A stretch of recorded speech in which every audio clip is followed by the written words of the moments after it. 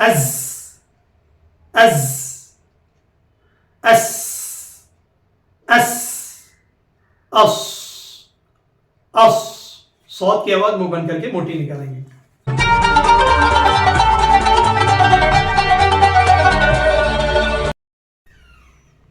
السلام علیکم ورحمۃ اللہ وبرکاتہ. الحمد للہ رب العالمین والصلاة والسلام على اشرف الانبیاء والمرسلین وعلى آلہ وصحبہ اجمعین. اما بعد فاعوذ باللہ من الشیطان الرجیم. بسم اللہ الرحمن الرحیم. ورتل القرآن ترتیلا. صدق اللہ المولانا العظیم. قال رسول اللہ صلی اللہ علیہ وآلہ وسلم خیرکم من تعلم القرآن وعلمه. قال اللہ تبارک وتعالی فی شأن حبیبہ الکریم ان اللہ وملائکتہ یصلون علی النبی یا ایہا الذین آمنوا صلوا علیہ وسلموا تسلیما.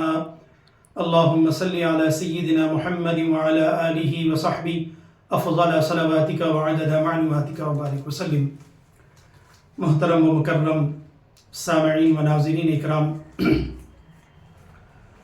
اللہ کے فضل و کرم سے اور حبیب پاک صلی اللہ علیہ وآلہ وسلم کے صدقے طفیل سے آج سے ہم انشاءاللہ تجویدی یسرنا القرآن کے دروس کا آغاز ہو رہا ہے.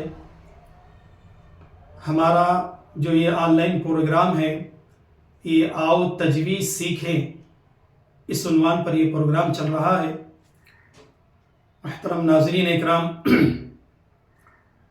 میں نے جو آیت کریمہ آپ حضرات کے سامنے پیش کی، اس آیت مبارکہ میں اللہ تبارک و تعالیٰ کا ارشاد مبارک ہے وَرَتِّلِ الْقُرْآنَ تَرْتِيلًا، اور قرآن کو خوب ترتیل کے ساتھ پڑھو. یعنی قرآن مجید کو اس کے الفاظ کی مکمل ادائیگی، اس کے مخارج اور اس کے صفات کے ساتھ ادا کرنے کا نام ترتیل ہے. بغیر تجوید کے اللہ کے کلام کو پڑھنا، ان سے انسان گنہگار ہوتا ہے. تجوید کے ساتھ قرآن مجید کو پڑھنا واجب اور ضروری ہے. بغیر تجوید کے پڑھنے سے انسان گنہگار ہوتا ہے. قرآن مجید کے فضائل احادیث کریمہ میں بے شمار بیان کیے گئے ہیں. ایک حدیث آپ حضرات کے سامنے رکھنے کی سعادت حاصل کر رہا ہوں.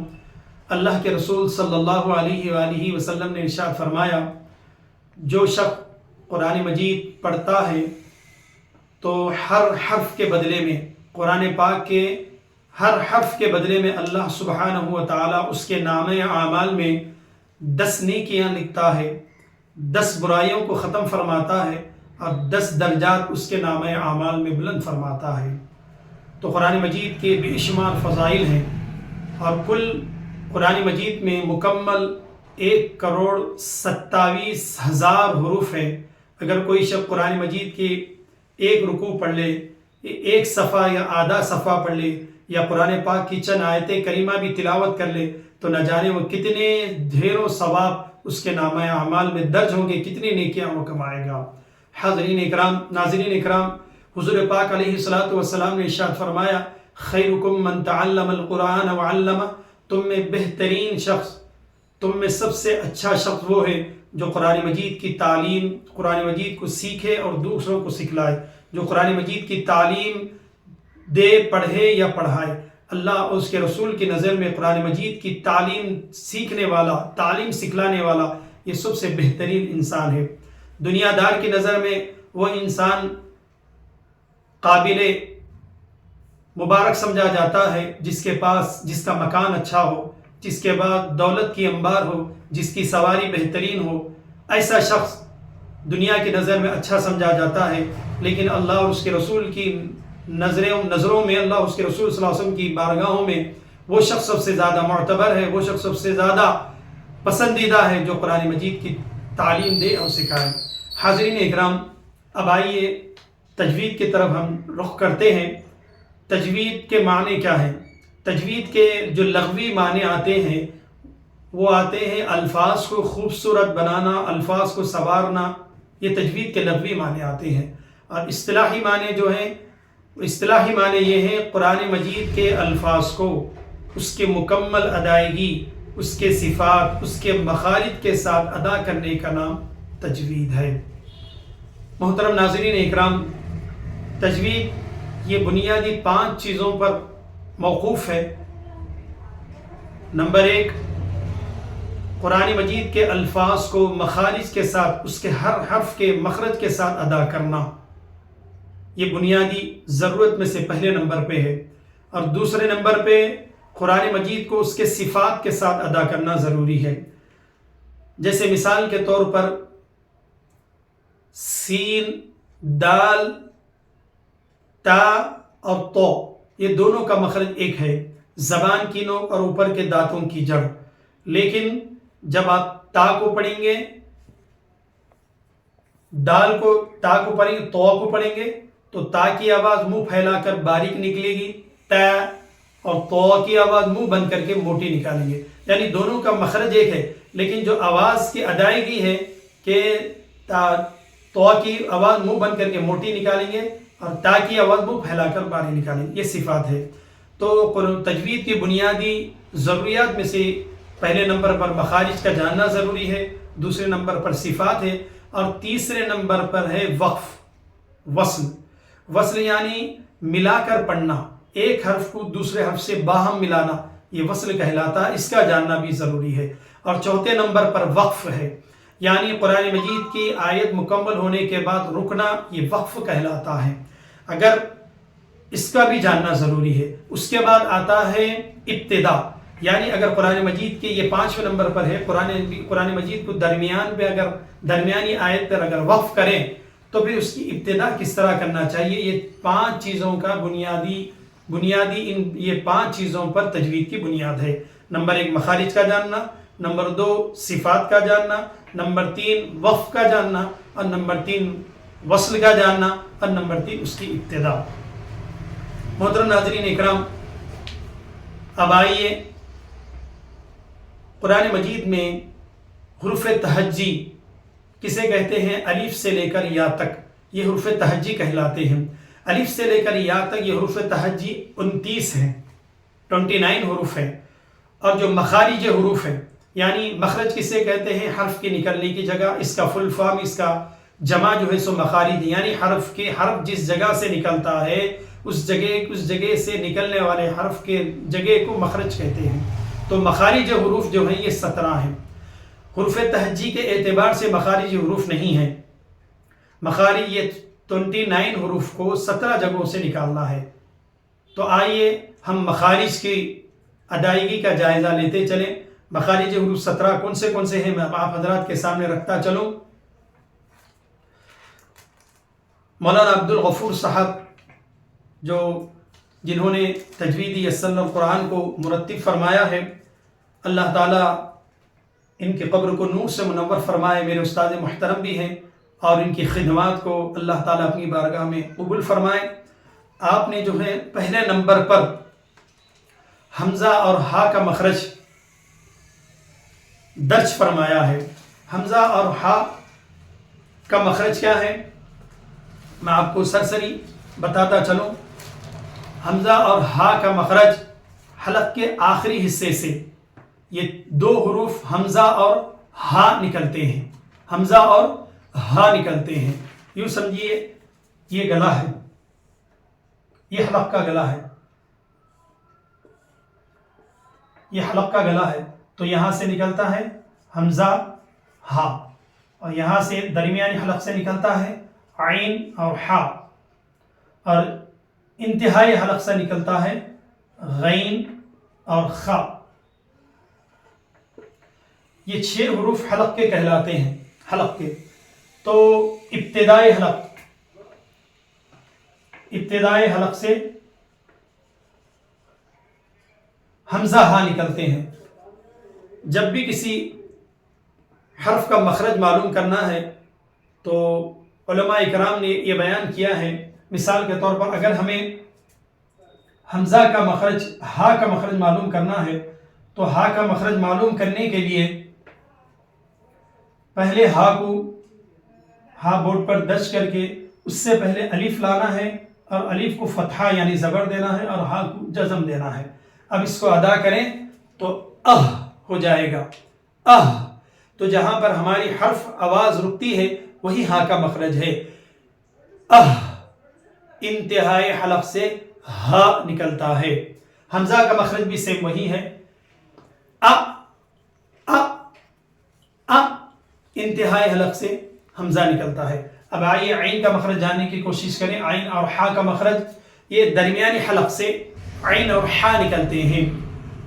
جیسے عین عین حا حا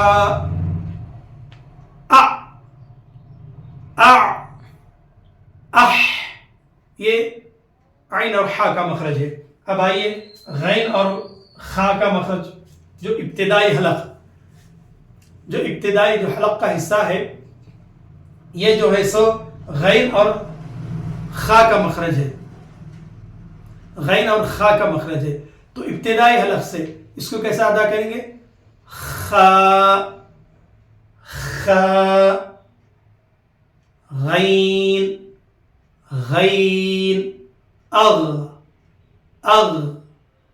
اخ اخ. یہ ہو گیا حلق کے مخارج. حلق کے مخارج. اب آئیے دوسرے نمبر پر کیا ہے؟ قاف کا مخرج. قاف کا مخرج کیا ہے؟ زبان کی نوک پرچیب کے اندر حلق کے اوپری حصے کو لگانے سے قاف نکلتا ہے. جو ہماری زبان ہے زبان کے اندر اور ایک چھوٹی زبان ہے چھوٹی زبان کے اندر کے حصے سے نکلتا ہے قاف. جیسے اق آپ منہ کھولیں اور اندر سے آواز نکالیں اق اق. اب اس کے بعد مخرج آتا ہے کاف. قاف کا ہم ادا کر دیے. اب اس کے بعد مخرج آتا ہے کاف. کاف کا مخرج کیا ہے؟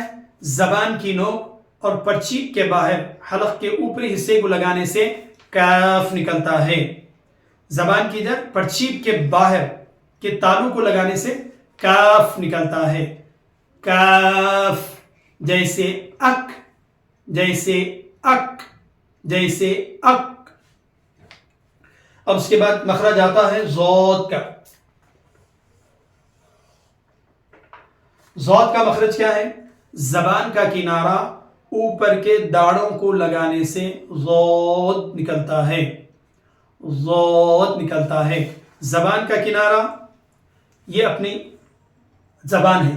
یہ زبان کا کنارہ حصہ ہے. یہ زبان کے کنارے کو اوپر کے داڑوں کو لگانا ہے. کنارہ حصہ اوپر کے داڑوں کو لگا کے ادا کرنا ہے ضاد ضاد. جیسے یہ ضاد کا مخرج ہو گیا. اب اس کے بعد ہیں 3 حروف جیم شین یا. یہ 3 حروف کا ایک ہی مخرج ہے. بیچ زبان تالو کو لگانے سے جیم شین یا نکلتے ہیں. جیسے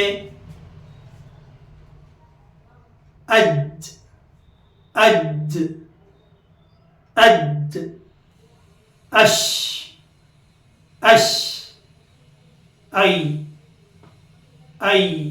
یہ 3 حروف نکلتے ہیں. بیچ زبان تارک کو لگانے سے جیم شین اور یا نکلتے ہیں. اس کے بعد پھر آتا ہے 2 مخرج لام اور نون. یہ دونوں کا مخرج زبان کی نوک اوپر کے درمیانی دانتوں کے مسوڑوں کو لگانے سے یہ 2 حروف لام اور نون نکلتے ہیں. زبان کی نوک اوپر کے درمیانی دانتوں کے مسوڑوں کو لگانے سے. یہ زبان کی نوک ہے. اوپر کے درمیانی دانت یعنی یہ 4 دانت. یہ 4 دانتوں کے درمیانی دانتوں کے مسوڑوں کو لگانے سے جہاں سے دانت شروع ہوتے اس کے اوپر لگائیں اور ادا کریں. جیسے لام لام ال نون نون. जैसे अन, जैसे अन, अल, अन, ये इसका मखरज है। जबान की नोक ऊपर के दरमियानी दांतों के मसोड़ों को लगाने से लाम और नून निकलता है। उसके बाद जो मखरज आता है ये रॉ का मखरज है। रॉ का मखरज क्या है? जबान की नोक की पीठ ऊपर के दांतों के मसोड़ों को लगाने से रॉ निकलता है। रॉ का मखरज जबान की नोक की पीठ ऊपर के दांतों के मसोड़ों को लगाने से रॉ निकलता है। जबान की नोक की पीठ यानी ये जबान की नोक है, इसकी ये पुश्त है, पीठ है। ये जो है सो ऊपर के दांतों के दरमियानी ऊपर के दांतों के मसोड़ों को लगा के बोले रॉ, रॉ, रॉ। नोक लगाना है, नोक की पीठ लगाना है, जबान नहीं लगाना है। रॉ, जैसे और, जैसे और, यह रॉ का मखरज हो गया। अब आइए उसके बाद हम मालूम करेंगे तो, दाल, ता, ये तीन का मखरज। तो, दाल, ता, ये क्या है? तीनों का मखरज। जबान की नोक ऊपर के दांतों की जड़ को लगाने से तीन हुरूफ ता, दाल, तो निकलते हैं। जबान की नोक ऊपर के दांतों की जड़, ये जबान की नोक है, ये ऊपर के चार दांत जो होते हैं उसकी जड़ को लगाएं और अदा करें। ता, ता, ता, दाल, दाल, तो, और यहां पर जब ता हम अदा करेंगे तो ता की आवाज मुंह फैलाकर बारीक निकलेगी और तो की आवाज मुंह बन करके मोटी निकलेगी। ता, जैसे अत, मुंह फैल जाएगा, जैसे अत। तो की आवाज मुंह बन करके मोटी निकालेंगे, जैसे अप, जैसे अप, ये होगा। अब उसके बाद मखरज है सौद, ज़ और सीन, ये तीनों का मखरज। जबान की नोक नीचे के दांतों के करीब रखें और जबान दांतों को न लगाएं। सौद, ज़ और सीन का मखरज। जबान की नोक नीचे के दांतों के करीब रखें और जबान दांतों को न लगाएं। सीन की आवाज मुंह फैलाकर बारीक निकलेगी और सौद की आवाज मुंह बन करके मोटी निकालेंगे। ये जबान की नोक, ये नीचे के दांत हैं अपने, ये नीचे के दांतों के करीब रखें, जबान दांतों को टच ना करें, करीब रखें। जैसे ज़, ज़, सीन, सीन की आवाज बोलने में जबान दांतों के करीब रखें और पीछे खींच लें, जबान को पीछे कर लें। सीन, सौद, सौद। अब इसका कैसा होगा? जैसे अज, अज, अस, अस, अस, अस। सौद की आवाज मुंह बन करके मोटी निकालेंगे। अब उसके बाद का मखरज है, तीन मखरज हैं, ज़ो, ज़ाल, सा। ये तीनों का मखरज एक ही है। जबान की नोक ऊपर के दांतों के किनारों को लगाने से ज़ाल, सा और ज़ो निकलता है। ज़ाल की आवाज मुंह फैलाकर बारीक निकालेंगे और ज़ो की आवाज मुंह बंद करके मोटी निकालेंगे। ये जबान की नोक है, ये ऊपर के दांत हैं, उसके दांतों के किनारों को लगाएं। अत, अत, अल, अल, अल, अल, सा, ज़ाल, ज़ो। ये तीनों का मखरज है। उसके बाद मखरज है फा का मखरज। फा का मखरज जो है सो ऊपर के दांत नीचे के होंठ के तर हिस्से को लगाने से फा निकलता है। ये ऊपर के दांत हैं, ये नीचे के एक हिस्सा खुश्क हिस्सा होता है, जो बाहर का हिस्सा होता है वो खुश्क हिस्सा होता है, अंदर का जो हिस्सा होता है वो तर हिस्सा यानी भीगा हुआ हिस्सा होता है। तो ऊपर के दांत नीचे के होंठ को तर हिस्से को लगाना है। ایسا لگا کے اوپر کے دان نیچے کے تر حصے کو لگا کے پڑھیں گے جیسے اف، جیسے اف، یہ فا کا مخرج ہو گیا. اس کے بعد ہے با اور میم کا مخرج. یہ دونوں کا مخرج ایک ہی ہے. با اور میم کا مخرج دونوں ہونٹوں کو خشک کر کے، دونوں ہونٹوں کے خشک حصے کو ملانے سے با نکلتا ہے. یہ دونوں ہونٹ ہیں، یہ خشک حصہ جو ہمارا اوپر کا جو ہونٹ کا حصہ ہوتا ہے یہ سوکھا ہوا حصہ ہوتا ہے، خشک حصہ. یہ دونوں کو آپس میں ملا کے بولے با با میم میم، جیسے اب، جیسے اب، ام. یہ با اور میم کا مخرج ہے. اب آئیے واو کا مخرج جاننے کی کوشش کریں گے.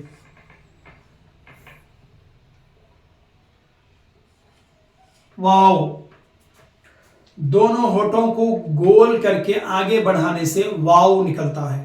دونوں کو ہونٹوں کو گول کریں اور آگے بڑھائیں، واو نکلتا ہے. جیسے واو واو، جیسے او، جیسے او، جیسے او.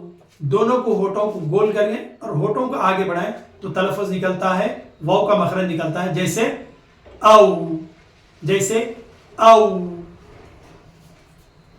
اس کے بعد ہے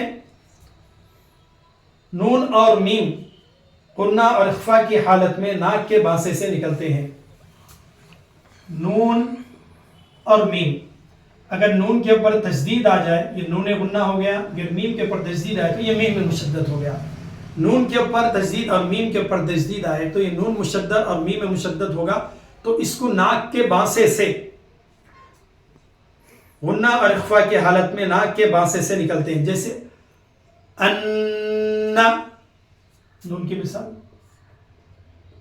ان، ام، یہ میم کے اوپر تشدید ام. اور آخری مخرج ہے واو الف یا، واو الف یا.